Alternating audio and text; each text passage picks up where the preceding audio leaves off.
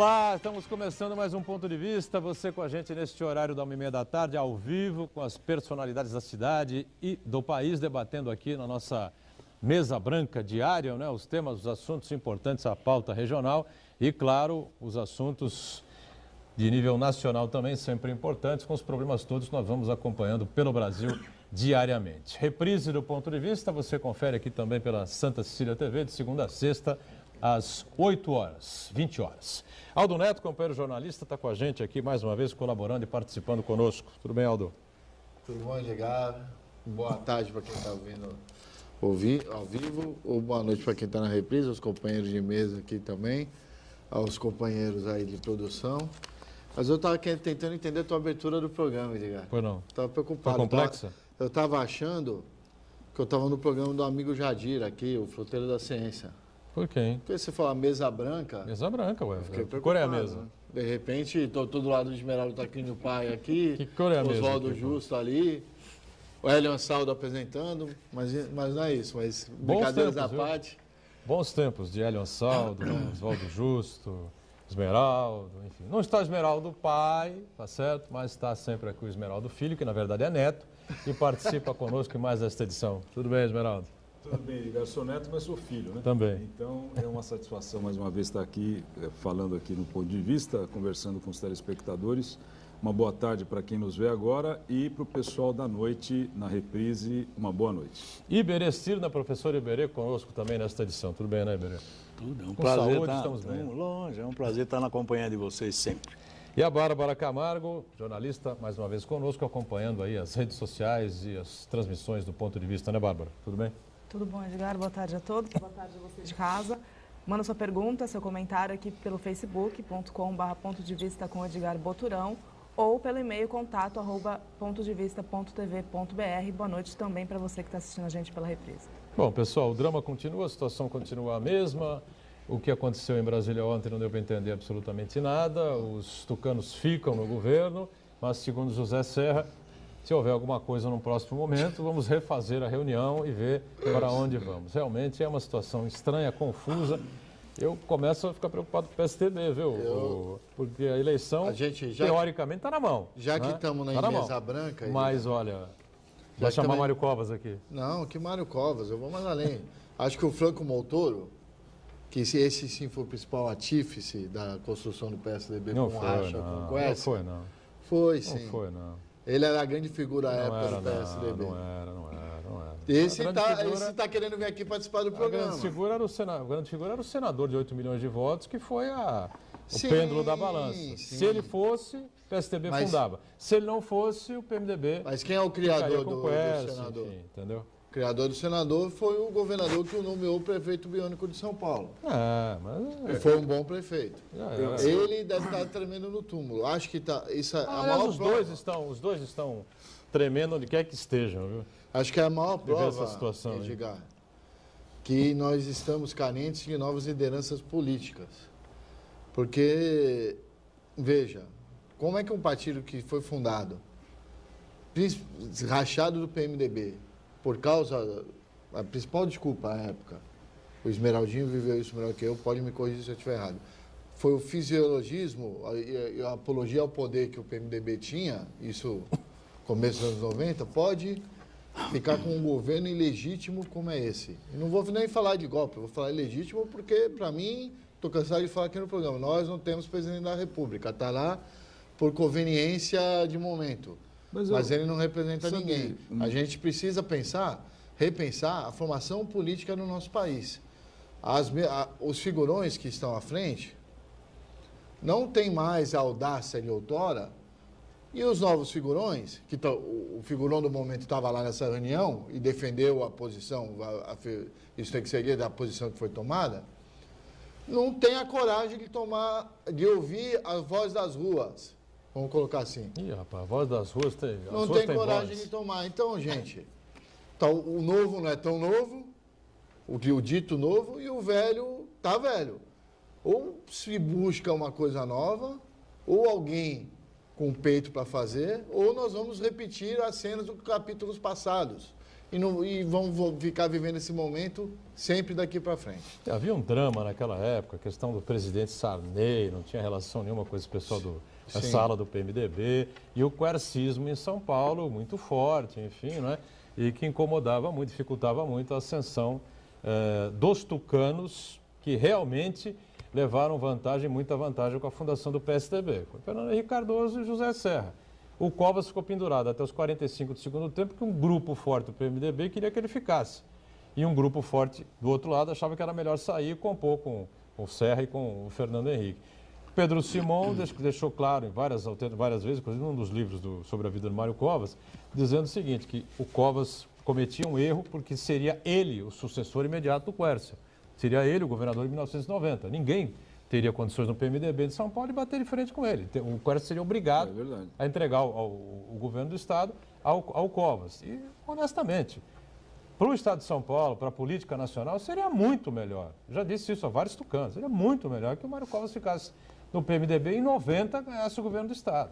Aí foi PSDB, foi candidato a presidente e tal, acabou abrindo espaço para outra ala, Fernando Henrique, Serra, enfim, que acabaram dominando nacionalmente o partido. Agora ninguém mais domina nada, uma confusão danada.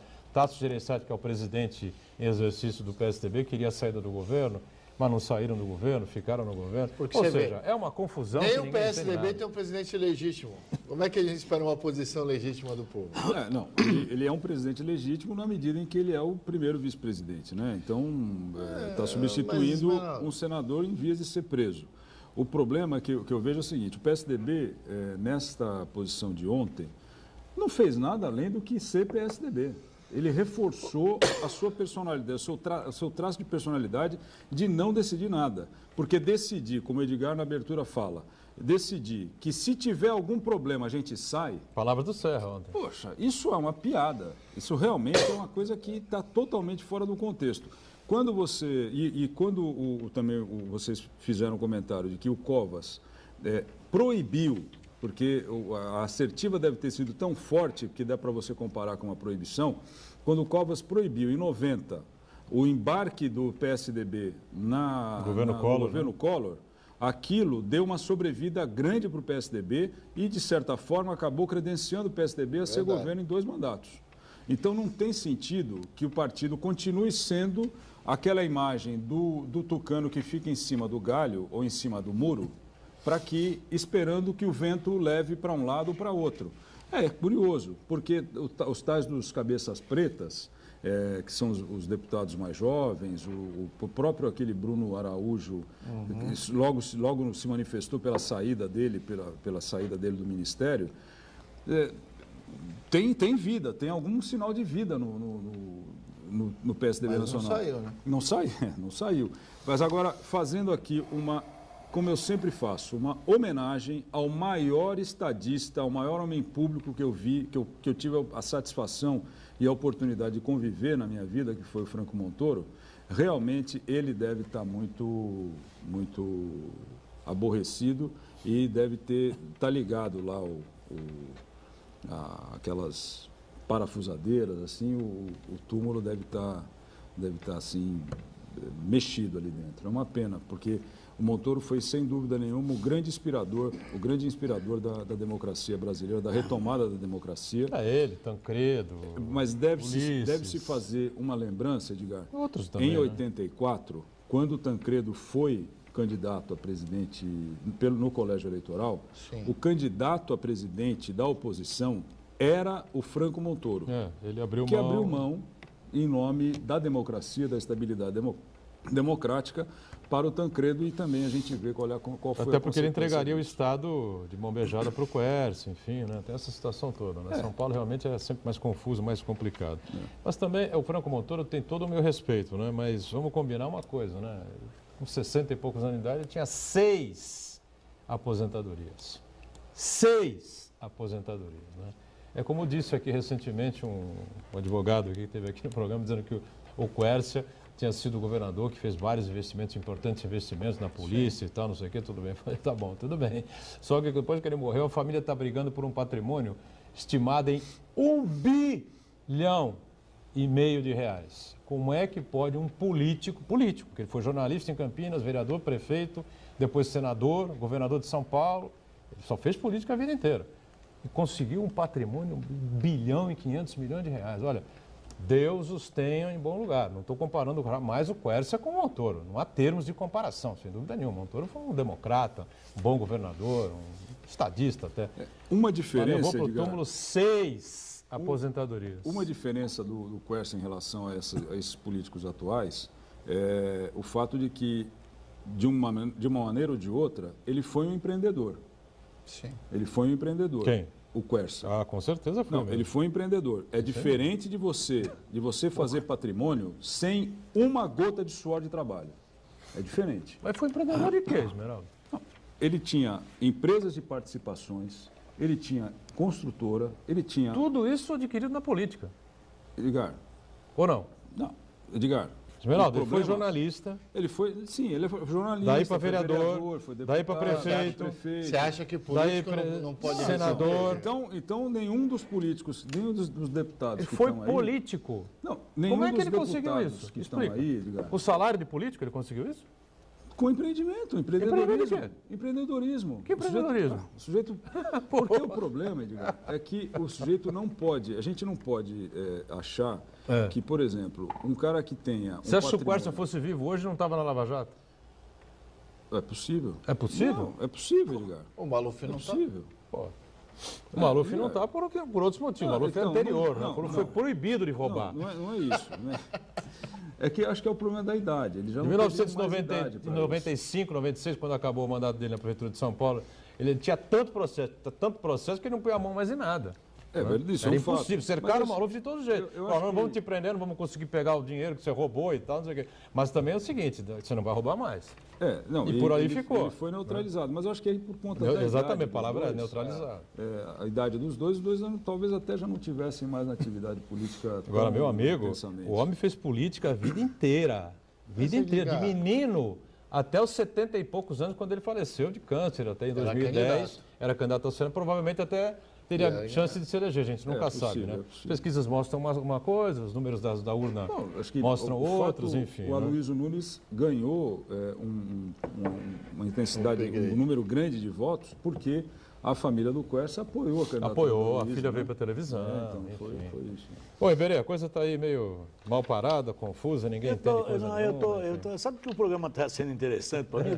Eu tô Hora da olhando saudade, aqui. hora da saudade. Eles estão falando que já acabou, gente. O Brasil já acabou faz tempo. Não adianta agora ficar bateu o Vicente Cassione aqui. Mas não é isso, não adianta ficar falando aqui, entendeu? Só pode você dar um é tapa verdade. na mesa, Franco que nem ele dá. Montoro, Professor, e não sei- Gente, Me concede peraí. uma parte de um minuto? mas faz parte, Ele está eu citando, sei. ele Faz está parte. citando o O doutor Aldo chamou Cassione. aqui a mesa branca e tal. Não, eu não, foi você. Ué. Ele Não, está mas eu tô citando na aqui o mesa doutor branca Cassione. O doutor Cassione já verdadeira aqui, disse pô. nessa mesa branca aqui. Não, foi na outra, antiga. Não, foi na outra? Então foi era na, escura, foi na mesa escura. Era escura. Que nós estamos a passos de ir para o Velho Oeste. E o que aconteceu aí no roubo aí que está calamitando o país? O cara foi lá, tatuou, sou ladrão, vacilão, Pelo inspirado amor. em bastardos inglórios que Justiça com as próprias botava a mãos. suástica nos comunistas. Justiça com Nós as próprias estamos mãos. perto disso, porque não Mas tem lei nesse país. Então, mas aí eu estou olhando aqui, eu acho uma coisa interessante. Começou a discussão aqui de um partido, PSDB, ele vai apoiar, sai da coisa. Aí fulano não quer, o outro não sei o quê. Sabe o que é que escancarou? Escancarou que toda a construção partidária brasileira é fisiologista, é negociada, entendeu? Visa os seus interesses. E aí, quando ele diz assim, olha, se tiver uma reviravolta, não se esqueça que o Serra estava com o ministro até pouco tempo. Aí Tava Aloysio. apertaram o Lava Jato, deu uma desinteria no homem, não sei que doença que ele teve, Travou a saiu coluna. fora. Ora, então assim, escancarou, esse é o bom do Brasil. Está colocando todo mundo no mesmo pé de igualdade. Mas eu Não não acho que foi acredita em Lava Jato. absolutamente nada do que é colocado por partido político. Sabe o que acabou com Enquanto nós não tivermos a coragem de rever o sistema político nacional, Nós não vamos caminhar para lado nenhum. Mas a Troca. Lava Jato A Lava tá querendo Jato. acabar com isso mesmo, né? Tudo bem. Aí eu vou fazer uma defesa aqui, professor Iberê, Pois não. e até para fazer justiça, que estão acabando com os tucanos. Mas Mas ninguém está acabando. Ninguém Ninguém tá está acabando, acabando, sim. sem debatendo o tema, que não é uma O coisa que- incompreensível que foi feito ontem, né? a operação, colocamos assim, que determinou o fim da filosofia política do país, não foi a Lava Jato, não. Não. Foi um mensalão. Do grande serviço que o Roberto Jefferson fez ao país, a mostrar que o PT é igual aos outros. Escancarou o quê? É igualzinho aos outros. Eu vou perguntar mais uma Aí coisa aqui. acabou, Eu vou aproveitar. acabou virgem na Eu política. vou aproveitar. Veja em que estágio nós estamos no Brasil. Eu já falei um dia, vou repetir. O que me assusta nesse país é que crime tem preço. Gente, nós chegamos a um estado tal que aí o Joelho Batista, como é que é o nome do homem lá? Joesley. Joesley. O cara comete 1 milhão de crimes, aí dizem para ele assim, não, mas paga 11 bilhões e fica aí. Gente, Fica em Miami. eu quero saber assim, Quando quiser, nós vamos né? chegar, quanto é que custa um assassinato, um roubo? Deve ter preço, não é possível. Ah, isso também. Então, olha, este é um. Depois nós estamos aqui, política, do jeito que nós estamos vendo aqui, é uma sujeira de tal ordem, que não adianta nós ficarmos relembrando aqui, porque nós perdemos as grandes lideranças políticas nos últimos 30 anos. Então, quando você fala aqui de Teotono Vilela, nós falamos aqui de Montoro, Paulo Brossard, Mário Covas. Montoro. Pro bem e pro mal. ACM. Não importa, não importa. Ué, Ulisses, Sim. Tancredo, nós perdemos o quê? O político por consequência. É a minha tese que eu defendo isso até o final. Era, por que eu estou aqui na frente do Esmeraldinho, meu grande amigo Esmeraldo, que o Esmeraldinho descobriu outro dia que nós fomos, eu e o pai dele, fomos colegas de turma. Aí assim, por que chegou a ser prefeito? Por que chegou a ser deputado? É por uma via de consequência, nunca foi o objetivo dele. Hoje em dia é o contrário. Hoje em dia você está objetivando ser político. Por quê? O político ganha bem, ad infinito o seu salário, acerta a vida da família, tem aí a irmã de um senador. Vira empreendedor, entendeu? como diz Entendeu? aí, Vira né? empreendedor, sai com uma coisa de 1 bilhão, eu nem sei quanto é isso. Esse é o político. Eu não vi político nenhum andando pendurado em ônibus, em balaús. Eu não vejo. Ora, então, o objetivo hoje... Não, tem alguns que... Tem, mas não andando de Brasília, não, viu? Não, tem, mas nem tanto. É. Aí eu diz assim, eu não vi ninguém, né, dizer assim... Você eu está quero... generalizando, mas tem gente correta. Tem, peraí, tem. Não chega, eu tenho 5 dedos. Não, tá, exagera. Uma mão dá. uma mão, vai. Exagera. Não faça Não isso. dá, Não, não dá. então. Lógico que não dá. Não, então, de qualquer jeito, esse é o meu ponto de vista, eu acho Você que tem um nós chegamos sistema a um podre, ponto... carcomido, evidentemente, Então, todo mundo sabe disso. então Tá aí não a Operação adianta. Lava Jato para quebrar esse sistema e acabar com isso de uma vez Então, por e todas. aí Tá vamos na cara. quebrar a Lava Jato Agora, antes. Fazer. Você já falou isso aqui há 4 anos e a Lava Jato está aí, hein? Tá aí, então. Mas também não produziu nada, Nada? tão substancial. Encanou Pera. um monte de gente aí, recuperou Nós tivemos- uma grana pesada. Opa. Pô, a Lava Jato não é substancial? Os caras estão aí borrando as calças, cara. Porra. Aí eu pergunto para você o seguinte: É. o Superior Tribunal Eleitoral, É. quem assistiu aquilo lá, pô? Mas é um absurdo. O Supremo Tribunal está lendo da forma que O quer. Ronaldo participou aqui na mas, quinta-feira gente, um programa então- com 2 advogados, um eleitoral e o outro E daí? na área Eles falaram criminal. o quê? Os dois disseram que há muitas controvérsias com relação. Não, mas Tecnicamente, aquilo que o 4-3 era razoável. Peraí, eu não sou advogado, não Tecnicamente. entendo absolutamente nada disso. Eu acho que no Brasil o que menos importa é o fato, está se discutindo a forma. Iberê. Aí não adianta, você matou, mas matou como? Você apertou com o dedo mindinho ou o outro? Aí vamos ver lá no Código Mas por Penal. quê? Então Você nós tá- estamos discutindo Você forma. está querendo uma posição do juiz Ora. que vá de acordo com a população. Aí eu vou defender uma tese que eu já defendi aqui na mesa preta, vamos colocar assim, e quase apanhei no dia. Tem que se imitar o sistema político. Quando eu falo político, é também o judiciário dos Estados Unidos da América. Tem que eleger juiz. Eleger juiz, sim. Porque o juiz eleitoral que está ali acaba sendo uma carreira, ele tem que seguir a legislação eleitoral. Ele não tem que ouvir a voz do povo. Essa era a discussão do programa. Mas se ele é eleito, ele está lá para representar o povo. Mas é o que deveria ser o correto. Tem dúvida que o julgamento do Temer ia dar a favor dele? Se ele tem a prerrogativa de indicar 2. Tirou quem estava lá para indicar 2. Está aqui a minha indicação. Eu concordo com o que você está falando. Assim como tem lá o Joaquim Quito. Barbosa foi indicado pelo Lula. Detonou o PT. E agora está quieto num canto lá. Diz que vai ser candidato a presidente. Não, isso é outra coisa. Mas está quieto lá, ué. Se o cara é honesto, é sério, é correto, ele pode ser indicado pelo presidente da República. Pode, o Joaquim Barbosa fez o que fez, né? Mas o Lula ficou louco e tal. Olha, eu vou contar... Esse homem, indicamos esse homem tem e tal. Que ser, aí, deixa eu só contar uma historinha aqui, eu vou querer antecipar aqui. Lá atrás, quando todo mundo caiu de pau em cima do Toffoli, que tinha sido... Ele foi advogado do PT e tal. Existe o quê? Uma encenação feita que ele diz assim, olha, agora, na próxima, eu voto contra. Aí todo mundo, olha, tá vendo? Ele não é nada, ele é...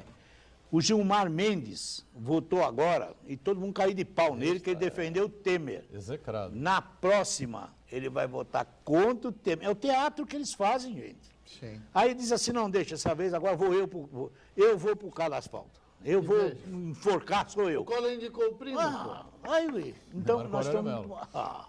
Vamos para o intervalo, já retomamos a sequência aqui do Ponto de Vista, em instantes.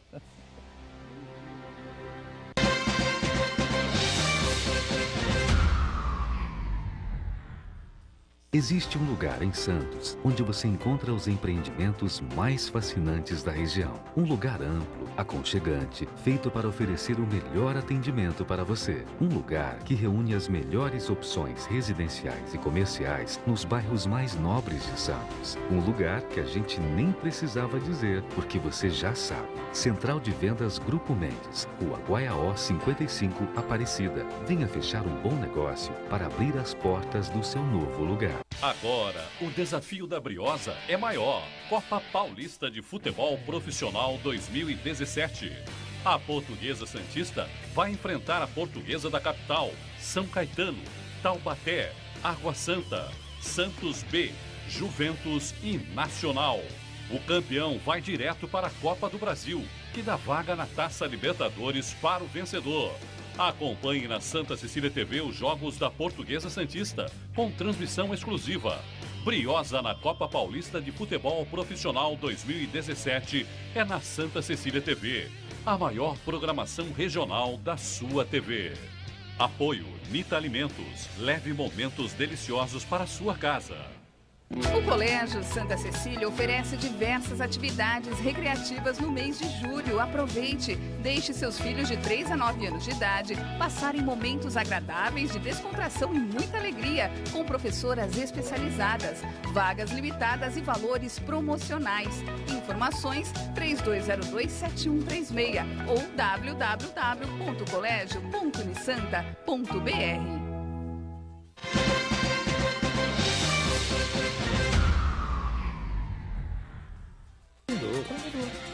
Muito bem, sequência aqui do nosso ponto de vista, né? Todo mundo indignado aí com a situação que o país atravessa, que o país vive. Não sei se a Bárbara tem alguma participação aí com a gente, já ela vem aí com as informações pelas redes sociais. Eu só sei que a coisa não se sabe o que vai acontecer. A gente aqui precisando de obras, precisando de investimentos na UPA, precisando de investimentos no sabe o que vai acontecer? Precisando de investimento aqui no hospital recém-construído aqui dos Estivadores, uma série de situações aqui. Vai pagar a conta porque escolas com dificuldade, problemas mil, e a gente aí fica discutindo essa situação a conta porque gosta. Que envolve o presidente Temer. E segundo dizem, né, o pessoal segura o Temer porque não tem quem tomar o lugar Mas isso dele. É um absurdo. Seria hoje o Rodrigo Maia, presidente da Câmara, né? Você tem que ouvir um negócio desse, sabe? Esse país não pode ser levado a sério. Eu ouvi ontem uma frase, assim, Rodrigo Maia é uma pessoa, é considerado uma pessoa de visão longa. Entendeu? Ele tinha uma força assim, desse tamanho assim, né? Aí ele ganhou a presidência da Câmara, herdou a presidência da Câmara quando o Eduardo Cunha foi cassado. Aí não podia, vai, mandato de 6 meses, fica 6 meses, não sei o quê, essa pessoa me falou, quem é o presidente da Câmara hoje? Eduardo Cunha. virou o jogo lá dentro e tal, mudou a cena, Rodrigo Maia. E assumiu a presidência da Câmara, ganhou a eleição, que não podia concorrer de novo e tal, não sei o que, deram um jeito dele concorrer, ele concorreu. E aí o pessoal tem um medo danado dele. Se ele assumir a presidência da Câmara, ou a presidência da República, não é? Não vai fazer a cosquinha para disputar a presidência em 18? Quem é o sogro dele, Edgar? Não sei quem é o sogro dele. Quem é o pai, pô? O sogro dele é o César Maia. É a maior mente política hoje do país, que está sempre na sala ao lado da principal sala do país. Se chama Moreira Franco. Sabe o Moreira que desde Franco FHC está ali instalado lá no andar do Parlamento. Parlamento. Perdeu o foro privilegiado. Perdeu o foro privilegiado, ele vai para cá. Cilindró. Diz o seguinte, vai ser encanado, junto com os outros. Diga, Esmeralda. Não, é isso. O Moreira Franco, ele desde antes de ser governador, porque ele era genro do Amaral Peixoto. Sim. Então, ele era genro do sujeito que era genro do Getúlio Vargas. Então, ele tá incrustado na história política do Brasil há 60 anos, antes dele nascer. 70 anos, não sei quantos anos ele tem. Mas, e aí, isso também é um outro fator, porque o Rodrigo Maia, que eu me lembro até, na época da disputa dele, com o Rogério Rosso, Rogério Rosso, né? Ele teria, eu me lembro de ter visto isso, mas eu não tenho como confirmar, teria assumido um compromisso de que ele seria presidente da Câmara por 7 meses. Só, pronto, ponto final, não disputaria. Porque até aquele momento ele não poderia concorrer. Então, mas isso daí... O Brasil inteiro dizia isso. Não, mas dizia, mas não foi. Aí depois eles vão ler em algum lugar lá, uma vírgula. Foi chamado no gabinete da presidência, o Temer falou, escuta, você já se atentou aqui para o artigo 7 e tal. Afinal, constitucional. O Brasil é assim, pô. Temer tem a Constituição inteira na cabeça, não tem dúvida nenhuma com relação a isso, né? O Gastão Henrique, deputado constituinte, defende a tese que a Constituição foi feita errada. Sem dúvida, esse é o crítico que tem. Porque deveria ter sido chamada uma Assembleia exclusiva e não feita pelos deputados da época.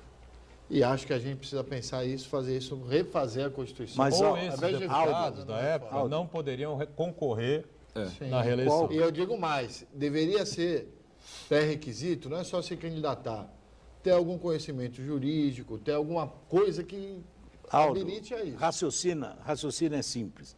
Os analistas internacionais dizem o seguinte, a Constituição brasileira é uma mescla de direitos sociais e guerra à ditadura. É uma mescla disso. Está aí a Lei Falcão, pô. A Lei Falcão anda lá e está incrustada aqui dentro. Então, nós tínhamos que dar resposta à grande liberdade que nós adquirimos com a direta já, a democratização. Então, nós temos que dar resposta a isso. Mas, ao mesmo tempo, ficaram uma série de resquícios do período ditatorial. Então, a Constituição brasileira é meio um saco de gato. É interpretação pura. Ele não tem... Quantos artigos, eu não vou saber precisar, ainda não foram regulamentados. Nós estamos comemorando o tempo aí... 30 anos. 30 anos e tem artigo da Constituição. Por que eu não regulamento? Porque o Judiciário... o Judiciário, o Legislativo e o Executivo têm se aproveitado disso. Ele vai regulamentar ao sabor do vento. Aquilo que não é regulamentado, está aí essa discussão. Agora vai ter eleição indireta se cair o Temer. Aí vem alguém e busca lá o artigo 14, que é o voto, é a soberania, que não foi... Gente, nós viramos num balaio de gato, então, quanto menos ela for detalhada, melhor é para ter essa confusão no país. Esse é o exemplo da Constituição americana, que teve muito poucas emendas constitucionais, sem dúvida. Não sei quantas, mas muito poucas emendas. Por quê? Uma Constituição de quanto? 200 anos? De 200 anos. 200 anos. Ela, mais, né? Hoje tem mais de 200 mais anos. até. Ela é uma Constituição que, na realidade, ela dá a linha geral do que o país deve ser, o que o país quer ser. Aí me veio agora um termo que eu não usava há anos, que é o casuísmo. É um casuísmo atrás do outro quando você trata de legislação no Brasil. Uma reeleição de 1996, passou no Congresso. Não, aquilo... A toque de caixa pelo então presidente Fernando Henrique Cardoso foi o quê? Aquele ato... Ele podia ter feito a reeleição para o próximo. Exatamente. Nunca aquele ato foi um tiro no centro do núcleo da democracia brasileira. Porque Eu particularmente, convivi com o Fernando Henrique quando eu era do PMDB e tive uma excelente convivência com ele. Acho que o Fernando Henrique é um sujeito que tem grandes contribuições para dar ao país e como deu anteriormente. Agora, aquilo ali, porque foi exclusivamente, sob o meu ponto de vista, exclusivamente apego absurdo ao poder. Absurdo ao poder, Porque, claro, ele não é o Fernando Henrique sozinho, ele é o Fernando Henrique que é o transmissor de uma ideia, de uma ideologia, mas ele não pode ser o único a resolver o problema. Mas, Esmeralda, você sabe melhor do que ninguém, a gente também não está aqui para jogar nada debaixo do tapete. Quanto custou isso?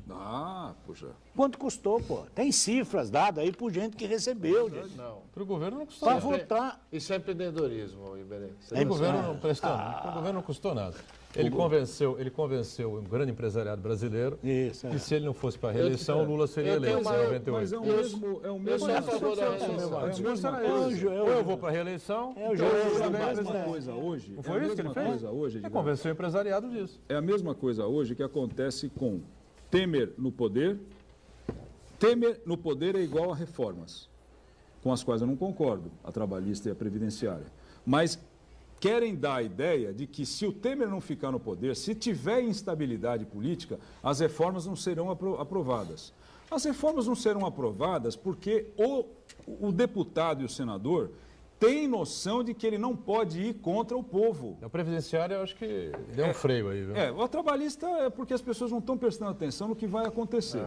Mas e aí, o que eu achei incrível na denúncia lá, o Joesley, com não sei o quê, a conversa no Jaburu, consequências disso, não, o mercado vai apresentar um nome que é o nome do Henrique Meirelles. Pelo amor de Deus, o cara foi eleito senador da República pelo glorioso estado de Goiás e abandona... Senador. Deputado. Deputado. Ele tinha um mandato eleitoral, abandona o mandato eleitoral e vai ser presidente do Banco Central no Lula. Quer dizer, esse sujeito, ele especialmente, quer dizer, ele deve ser um cara bom, tecnicamente. Mas foi uma dobrada até interessante para o país nesse período. Foi bom, porque deu estabilidade para o mercado o país financeiro, andou bem. entendeu? Agora, é uma pessoa que não vê gente na frente dele. Não vê gente. E esse é um problema, Edgar, porque as pessoas têm que comer, as pessoas têm que se locomover, as pessoas têm que fazer um monte de coisa. E do jeito que o negócio vai, não vai ter gente para fazer isso. Há quanto tempo essa minha... O povo é detalhe, gente. Ele não está preocupado com isso. Eles estão preocupados. Agora, assim, hoje eles estão preocupados com a segurança institucional do Brasil por causa dos investimentos. Como se isso fosse a solução. Então, assim, não existe. Eu já brinquei outro dia com um negócio que eu acho que é abduzido por outro planeta, quem cai em Brasília. Quem cai em Brasília, aquela abóbora, aquilo ali para mim é uma nave disfarçada. Porque o resto da população... Mas segundo o próprio... O arquiteto Oscar Niemeyer falou que ele devia fazer um camburão. Um grande desserviço que o Oscar Niemeyer fez. Então, mas ele falou que veio de avião tem que ser um camburão. Em capitais de estado, não se criou-se um novo para ele. Aí eu te pergunto o seguinte, você acha que eles estão lá preocupados com a inflação? Um monte de mentira, gente. A inflação está caindo. Eu brinco que eu fiz um comparativo, que a indústria automobilística se recuperou. Ela cresceu agora 83%, comparado abril de 2017 com abril de 1940. É assim que nós estamos vivendo, gente. Abra as páginas do jornal. De um lado você tem aumento, desemprego para uns 15 milhões, do outro lado recupera essa economia.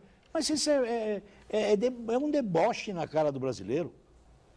Não, ninguém fala concretamente qual é a situação. E também, por outro lado, o povo não está preocupado com corrupção, com coisa absolutamente nenhuma. O povo está preocupado com comida na mesa, está preocupado com o trabalho, com a renda do dia a dia. Veja essas filas de emprego. O mensalão está aí para isso. Se não fosse a tragédia nacional chamada presidenta Dilma Rousseff, o país não estaria onde está. Então, ontem no Roda Viva estava um grupo de comentaristas analisando o resultado do TSE, enfim. Então. E o Antônio Lavareda, cientista político, todos nós conhecemos, uma grande figura, um cara muito inteligente, estava lá com uma relação, né, de 180 países, 180 e poucos países, que uma organização internacional fez em relação a uma pesquisa em relação à corrupção.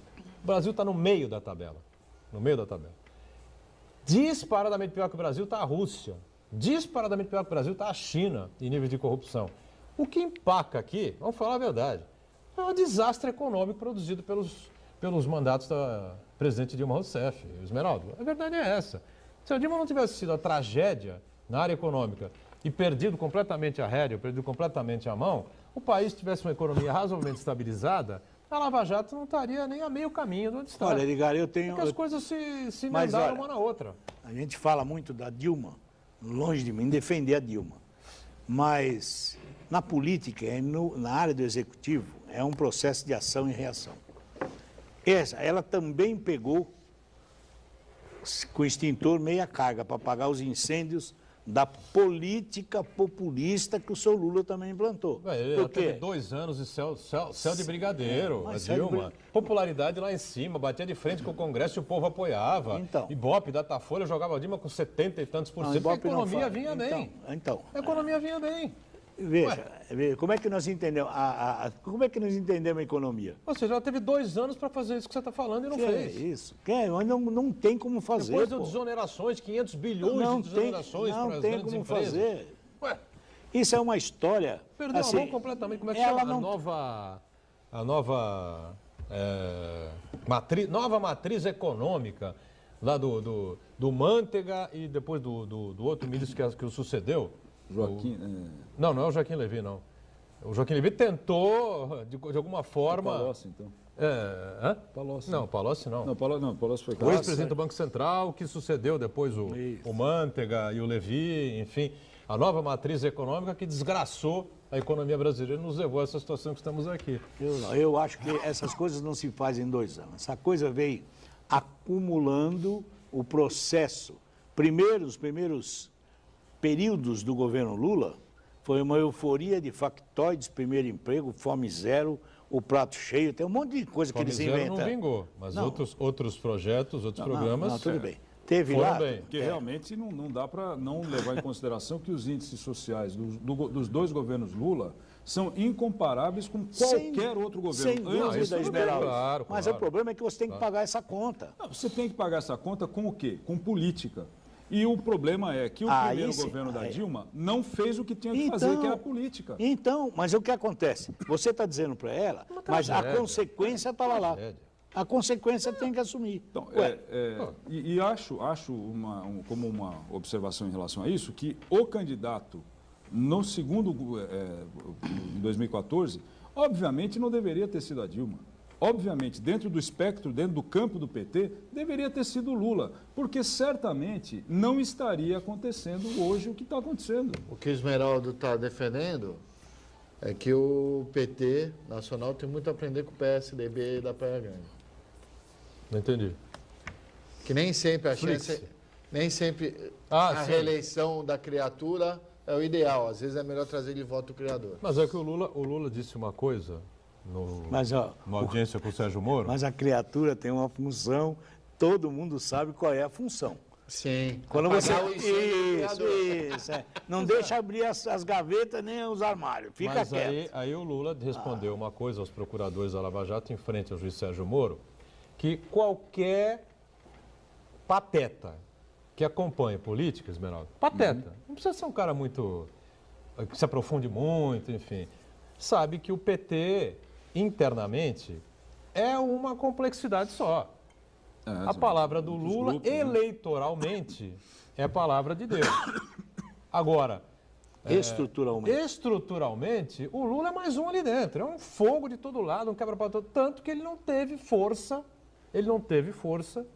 para bater de frente. Isso ficou claro quando nas declarações da Mônica Moura, mulher do Santana, né, do João Santana, quando dizia das brigas que eles tiveram e da pré-reeleição da Dilma, que houve uma briga, um racha danado, um grupo para um lado, um grupo para o outro, Lula se mandou, se afastou completamente e não teve força para impedir que a presidente concorresse à reeleição. Basta ver as alterações que ela fez no Ministério.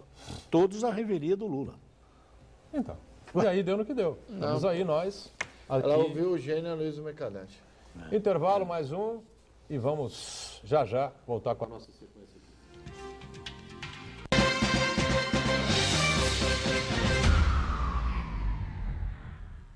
Existe um lugar em Santos onde você encontra os empreendimentos mais fascinantes da região. Um lugar amplo, aconchegante, feito para oferecer o melhor atendimento para você. Um lugar que reúne as melhores opções residenciais e comerciais nos bairros mais nobres de Santos. Um lugar que a gente nem precisava dizer, porque você já sabe. Central de Vendas Grupo Mendes, Rua Guaiaó 55, Aparecida. Venha fechar um bom negócio para abrir as portas do seu novo lugar. Sexta-feira, 16 de junho, direto do estádio Eurico Mussa, o jogo beneficente Amigos do Narciso e Léo contra os amigos do Gabigol e Bruno César. Ao vivo e com exclusividade, esse jogão com vários craques e artistas. A entrada é 1 quilo de alimento não perecível para ajudar diversas entidades assistenciais. Sexta, 3 da tarde, na Santa Cecília TV. A maior programação regional da sua TV. Apoio Rede Gol Soccer System. Aqui nasce uma nova relação com o torcedor. E Estação do Bebê, Carvalho de Mendonça 251.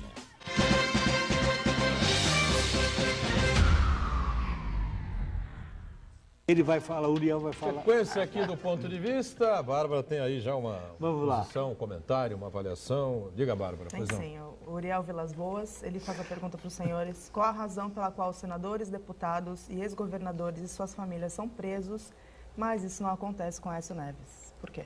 Porque o Senado está aí segurando ainda as pontas do Aécio Neves, né, Esmeralda? É isso. Não é verdade. A PGR... Desculpe, Uriel. Onde está a irmã do Aécio Neves? Mas eles ele. julgam hoje um habeas corpus para ela. Verdade. Não sei qual é a tendência do tribunal, mas julgam um habeas corpus para ela hoje. Hoje o Gilmar Mendes não dá. Hoje ele porque fica, hoje ele vai ser ruim. O Ele ministro foi bonzinho. Fachin deu mais 5 dias ao Senado, né? Acho que até segunda-feira. Pra- Até a próxima segunda-feira para pra afastar isso, o Aécio Neves, porque há a possibilidade de decretar a prisão do senador Aécio Neves. Ele pode ser preso sem autorização do Senado, né? Não, Como foi o o Delcídio, Senado não pode. Não, o Senado autorizou. Pode ser preso, né? O Senado autorizou a prisão. O Senado Delcídio. tem que votar. O Senado tem. Mas ele foi preso, ele foi detido e depois é que o Senado Depois autorizou. exatamente. Mas do Aécio o Senado não vai autorizar. É porque tinha um flagrante ali, eu acho que era isso. Do Aécio Então, também era tem. diferente. Mas já tinha passado, né? Tinha passado por estratégia, né? Pô, isso é óbvio. Então, pois é. Eu não podia E olha, detonar uma coisa sem E ligar é a outra. gozado que assim, vai prender não sei o quê. Como a BIM está trabalhando, né? Pois, olha Pois só. é, que coisa, A BIM né? voltou aos velhos É, tempos os de velhos SNI. tempos. Ninguém fala isso aí, parece que está tudo normal. Pelo jeito não levantou nada que seja... Não, mas é porque a BIM parece que também não... né, tinha lá um modo de operação que... A BIM é a às Agência vezes, Brasileira de Informações, né? Agora, tem uma coisa aqui que eu estou me lembrando em relação a prisão do Aécio. O procurador Dallagnol, ele hoje diz que tem que prender. É aquele negócio, essa é a função, essa é uma das funções do membro, do integrante do Ministério Público. Né? Porque ele quer a prisão, porque ele vê indícios de que ele pode ser preso. Mas é aquele negócio, não dá para ser assim. Sim, Você tem que respeitar a forma. O conteúdo pode estar certo, né, Iberê? Mas a forma tem que ser respeitada, porque senão, aí você facilita muito a volta com toda a força, com toda a intensidade do estado de exceção. Deixa eu fazer uma perguntinha para o Esmeralda e para o Aldo também. Assim, eu tenho visto, tem muito empreendedor, obviamente o político é um empreendedor. Eu acho que, às vezes, o parecer de um desses advogados, ele está na casa de 1 milhão. Qualquer desse. Depende o da Bartol, advogado. Alguns sim, a maioria não, esse, mas então. alguns sim. Eu pergunto assim, quem paga isso? O advogado. Só perguntei, alguém quer me responder? Quem paga o advogado de quem? Do cara. O político? É. O político empreendedor. Você conheceu algum político empreendedor nesse período que você... Eu vou Não, eu fazer uma aprendi Longo período que pesquisa, você militou eu vou na fazer uma política? pesquisa em relação a isso. Eu acho aí, o Iberê, aqui é o seguinte, no caso lá do Rocha Loures, por exemplo, ele tem lá a empresa da família dele, a Nutrimental, que é uma empresa que foi importante na década de 90, porque ela foi a empresa que forneceu os alimentos liofilizados para o Amir Klink fazer aquela viagem dele da África para cá, de Windhoek para cá. Tá? Então, do seu ponto de vista da pesquisa, ela é uma empresa interessante. Sim. Mas eu suponho que e aí não dá para dizer que ele não foi empreendedor. Né? Ele foi empreendedor. Salvou o Amir Klink. Não, mas ele foi empreendedor também. Então, se é para empreendedorismo, a tese é a mesma. Baleia Rossi também é tido como empreendedor. Mas então, mas a PMDB na Câmara tem uma produtora da família também que, segundo informações, recebeu 4 milhões de reais para a campanha de 2010, né? 2014. Não, mas não dele. A campanha 2014. Dele. A campanha era do Paulo Scaff. Exatamente. Que é uma santa, né? Eu acho muito curioso, porque teve uma outra denúncia de 6 milhões do Paulo Scaff. Tem 2 pessoas que receberam muito dinheiro, todas elas, a essas 2 se atribui o recebimento de doação legal, aprovada pelo Tribunal Regional Eleitoral e tal, mas que são o Paulo Scaff e o Gabriel Chalita.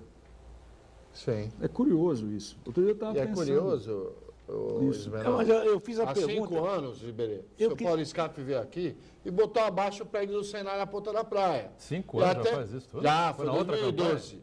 2012. Veio aqui e botou, e até agora não tem um tijolo. Agora, para aparecer na TV, não, mas a perguntinha que eu faço, isso é uma coisa que tem me martelado. Aí você pega lá o Loures, e vai ter um advogado, tem uns nomes aí que... Esses caras, para olhar para a tua cara, cobram. Cobram. E caro. Ele fala, quem é que paga tudo isso, gente? Quem paga? Esse coroa não é. Então, mas eu só queria saber isso. Esses advogados devem ser... Eu acho que a Constituição... Agora vamos fazer uma coisa aqui. Acho que a Constituição, ela foi feita visando o bem-estar dos advogados. Sabe por quê? Também. Porque você tem que discutir advogado ali, o cara ganha... É a Lava Jato que está fornecendo aí grandes possibilidades. Michel Temer é uma vertente importante do direito da nação em que área? No direito, é constitucionalista. Claro. Entendeu? Professor. Enfim, então, professor do Esmeralda, inclusive. O que me preocupa, sabe qual é? Assim, eu vou pegar o Maris... Vai você lá e pergunta, vai o Aldinho lá, fala que ele é um parecer, pergunta. Aqui em Santos já é difícil. Então é assim, de onde sai tanto dinheiro para... Um advogado desse? 600 mil reais, por aí, né? Ou mais, né? Então, mas como é que só com o empreendedorismo mesmo do político? Mas sabe o que precisa fazer? É fruto do empreendedorismo. Tem que acabar nesse país com essa coisa da virgindade política. Não, eu represento o povo. Ninguém representa só o povo. Cada deputado, cada vereador tem uma área que ele, setor da economia que ele representa. A hierarquia não é essa. Isso tem que estar claro. Isso tem que ser claro. Não. Como existe lobista em Brasília, tem que ser regulamentado. A propósito, tem que ter regulamentação da atividade de lobby. Porque nos Estados Unidos, nós estamos falando da oficial, oficial, não é crime. E aconteceu depois do Watergate. A regulamentação, porque é lógico, não tem problema você defender, não vejo nenhum problema em você defender uma posição. Ela pode ser posição A, B, C, Z, não importa. Mas você vai defender aquilo junto ao Congresso Nacional de forma a fazer com que a sua posição como lobista, você não é deputado, você não é senador. Porque hoje a função de lobista é feita pelo deputado. Sim. E o lobista, eles estão inclusive fazendo reserva de mercado, né? Eles estão tirando trabalho de muita gente. Lógico. Que poderia eles estar tiram trabalhando. trabalho de gente que não acaba mais, não é? Mas é verdade. Mas eu acho que a profissão de a atividade de lobista é uma atividade que todo mundo fala mal e tal, mas não é uma atividade ruim. Sob o ponto de... Porque se você, olha só... Ruim é se você fizer, exatamente, se você regulamentar a atividade de lobby, todo mundo, porque o lobista vai ter registro, ele para entrar no Congresso ele vai estar, esse é o lobista de fulano de tal, do setor tal. Normalmente vai ser agrícola, vai ser indústria, vai ser tal. Então ele vai ter registro, ele vai estar identificado. Se as empresas puderem doar para a campanha, também você vai ver lá. Você vai ver, exatamente. Então, House of Cards, vocês veem House of Cards. Sim. Os lobistas... Está perdendo na audiência feia para o Jornal da Globo News. Agora, exatamente, agora não tem, agora eles estão... Mas eu acho que essa é uma discussão que o país tem que ter. E não adianta achar que, mas eu não vou falar, não vou defender isso, porque esse negócio não é bom para o país. Não, como não é bom para o país? É bom para o país o deputado ficar defendendo o que defende, do jeito que defende? Isso de maneira geral? Não é, né? Ô, Esmeralda, o Fernando Túzulo e Maurício Túzulo, os irmãos Túzulo, nossos amigos. Manda um abraço para você. Muito obrigado, muito obrigado, Fernando vai e Maurício. Sair, viu? Se Deus você gosta quiser. de chopp? Eu não imaginava isso de você. Eu não tenho bebido chopp já faz algum tempo, vinho, em razão de só vinho, em razão de uma dieta alimentar que eu estou fazendo, mas a exceção para os amigos eu faria com a maior, sem o menor dificuldade, com a maior falta de vergonha. Que beleza, hein? Olha, na Espanha, o Cristiano Ronaldo está sendo acusado de sonegação fiscal. Sabe qual é a bagatela? 52 milhões de reais. Você acha que é possível o cara ganhar o que ganha? Né? Sei lá, quanto é 1 milhão? Quanto é 1 milhão de euros por mês? 2 milhões de euros por mês? Sei lá quanto ganha o Cristiano Ronaldo. É um absurdo qualquer, né? E o cara ainda sonega. Pô, pelo amor de Deus, né? O Neymar foi acusado também recentemente, está sendo processado, está uma confusão danada. O Messi chegou a ser condenado. Chegou a ser condenado. Só que o valor do Messi não atingia o máximo lá necessário, o mínimo necessário para ele ir para a cadeia, né? Aí acabou pagando lá a dívida, enfim. Olha. Agora, o Esmeralda estava aí falando do House of Cards, mas tem outra série da Netflix que essa sim foi inspirada no nosso momento, que é o Sobrevivente Designado. Não, que fala a história do presidente que assumiu, porque mataram todos, o presidente, o vice, o presidente da Câmara. Essa sim tem mais a ver com o atual momento do Brasil. Olha, e o ministro da Fazenda, Henrique Meirelles, está dizendo aqui hoje, está em vários sites, inclusive no UOL, Tribuna, G1, enfim, que o desemprego deve iniciar processo de queda, ou seja, a retomada do processo de novos postos de trabalho, empregos, enfim, agora no mês de agosto. Hein? Será que essa expectativa corresponde, não? É mais uma. Acompanha para você ver. De 13 milhões, passamos para 14 e o ministro do lado dizendo que agora vai. Abriram 12 vagas. Olha que alegria. 12 vagas. Tem números absolutos que são colocados ali que é digno de rasgar o jornal. Não é possível. A indústria está crescendo. Abriram 20 vagas no Brasil. Aí você vira a página, está lá. 1.400 foram demitidos. Gente, essa brincadeira já não tem mais graça, gente. É isso que o Brasil está fazendo. 14 milhões de números oficiais, né? Só aparecem nessas estatísticas aquelas pessoas que realmente estão procurando emprego. Aquele cara que está morando com o irmão, morando com a avó, morando com a tia, que momentaneamente está parado, enfim, não está procurando. Mas esse aí o governo não conta. Isso não vale. Isso aí o governo não conta. Há mais de 25 milhões aí, pelo menos, de pessoas que estão fora do mercado de trabalho, né? E não estão produzindo nada, enfim. Nessa nossa discussão de hoje, quando nós citamos o Fernando Henrique, reeleição e tal, eu ficava muito impressionado no final do segundo mandato do Fernando Henrique, 97, 2000, 2001, por ali. Teve o apagão. Teve apagão e tal, mas teve uma coisa que era o dinheiro especulativo. Você não tinha investimento na indústria nacional, nos serviços nacionais, você não tinha isso. Você tinha dinheiro de especulação financeira. E aí, isso é uma guerra civil econômica, né? Porque você não permite que o teu soldado lute em condições de igualdade. Sem dúvida. E essa é a sensação que eu tenho desse pessoal que cuida da economia hoje. É porque é aquilo que o Edgar falou. Ninguém está, e você também, Ibeira, ninguém está preocupado com gente. Ninguém está preocupado com detalhe, cidadão. Pô. Isso é um mero detalhe. Pô. É Malthus, né, que era o Malthus, a teoria malthusiana é assim. Quanto mais gente for embora para equilibrar a economia, está tudo certo. Olha, enquanto você não tiver um projeto, já discutimos isso aqui, acho que há 1000 anos que a gente discute essa história toda. Quantas vezes? Um projeto nacional de educação nesse país. E, evidentemente, você tem diferenças gravíssimas, não é? A realidade no Sul é uma, a realidade no Norte e Nordeste é outra, completamente diferente. Aí os números foram divulgados recentemente, amanhã a gente vai debater muito isso aqui, com relação ao Atlas da Segurança Pública, do genocídio, né? Palavras do Guga Chakra na Globo News, acho que ele foi muito feliz quando na semana passada foram divulgados esses números, que aliás, absolutamente contestados aqui pelo Armando de Matos. Você estava no programa aquele dia, o Armando disse que é tudo mentira.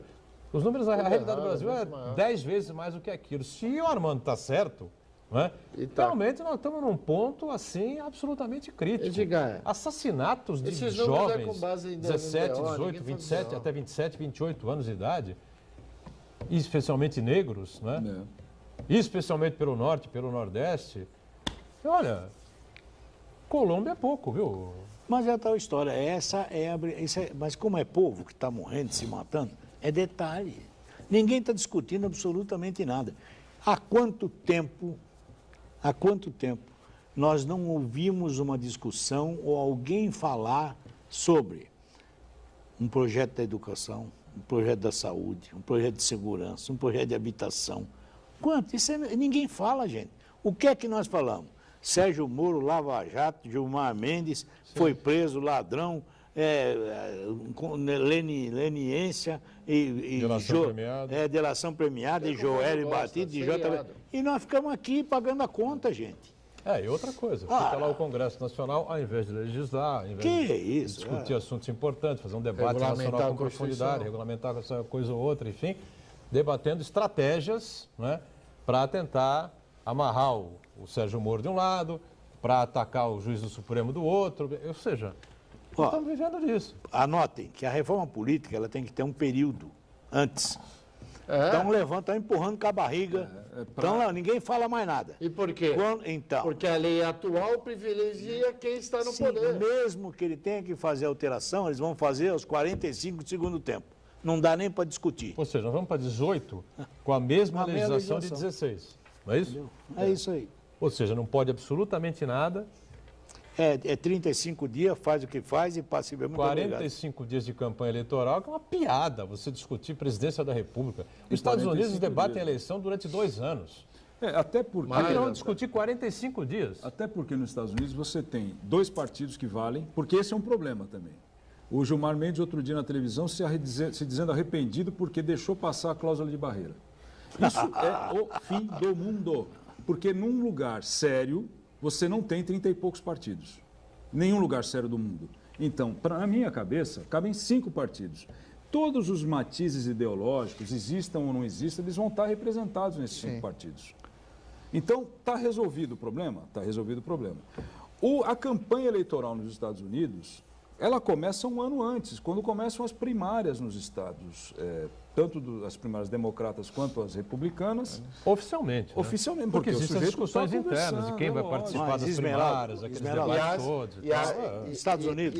E as primárias do PV, dos outros partidos que também existem lá. Estados Unidos são... E você vê a França. Estados Unidos, se não me falha a memória, eleição posso 2 errar, turnos pro legislativo. são 130 e tantos partidos políticos nos Estados Unidos. Muito bem. Só que lá não tem o fundo partidário. Exatamente. Lá não dá de... Não, aqui não. Aqui nós estamos dando fundo partidário. Eu dou de mamar pro cara lá, vamos montar partido. Lá, todo mundo fala, só tem republicano e democrata. Não é, não. Eu tenho que atingir 10% das primárias. Veja, entendeu? Você tem uma cláusula que o Trump, sem dúvida, o avanço do cara. Nos anos 90 disputou uma primária num partido menor. Sem dúvida. Então, assim, tem interesse em fazer reforma política? Para eles. Eles ficam fazendo conta lá, quanto é que é melhor para eles, benefício próprio. Agora, a França resolveu o problema, está resolvendo o problema eleitoral, não é? Num único ano, em datas diferentes, que é mais ou menos o que eu defendo aqui, tá certo? Eleição presidencial, no mesmo dia não. Discordo. Não pode ser que não tem que ser razoavelmente como a França faz. Você elegeu o presidente da República, 1 mês e meio, 2 meses depois, você está elegendo o legislativo. Em 2 turnos uma, em 2 turnos a outra. E aí você vai apurar. Você vê isso obrigatoriamente nessa ordem, executivo e legislativo? Não, eu não sei como é que seria feito aqui. Você não pode fazer no mesmo dia. A eleição presidencial abafa qualquer discussão. A eleição para o governador vai ser... O cara vai descobrir quem é o governador na fila. Incorrente. Quem é o governador? E o senador? Tem senador para votar? Não vai entender nada. Então, a discussão municipal, qual é a discussão nacional? Mas é que aqui o interesse é esse. Desvia a atenção, entendeu? vai todo mundo no mesmo barquinho, vota. Aí, lá não. Lá ele põe a cara, ele disputa e até... Estão falando aí, então é estúpido, o modelo alemão. O modelo alemão é perfeito, é muito bom. Da década de 60? Mas é muito bom. Só que nós precisamos o quê? Mudar a Constituição. Por que eu tenho que mudar a Constituição? Porque eu não posso ter um número de deputados fixo. Lá é variável. Lá você tem 580 e tem 620, depende do resultado da população. Aqui não. Lá tem o recall, né? Me desculpem, Abwehrungsentscheid, em alemão. Ficou 2 anos, não dá, vota. Tira. Ué, o Schwarzenegger é governador como? O Gary Hall tiraram de lá, não voto. E na Inglaterra está enrolada a Madame Theresa May, não sei não, viu? Acho que está mais para ela cair do que para ela montar o novo governo. Aliás, o discurso tradicional da Rainha Elizabeth foi adiado, né, por conta dessa situação complicada que a própria Theresa May criou, né? Inventou uma eleição que não era necessária, achando que ia detonar com os partidos adversários e deu no que deu. Estamos encerrando aqui mais um ponto de vista. Valeu, Aldo, obrigado, Esmeraldo, nosso Iberê também e a Bárbara sempre conosco acompanhando aí as redes sociais. E a gente, junto com você, de segunda a sexta é ao vivo, 1h30 da tarde, reprise 8 da noite. Obrigado. Tchau.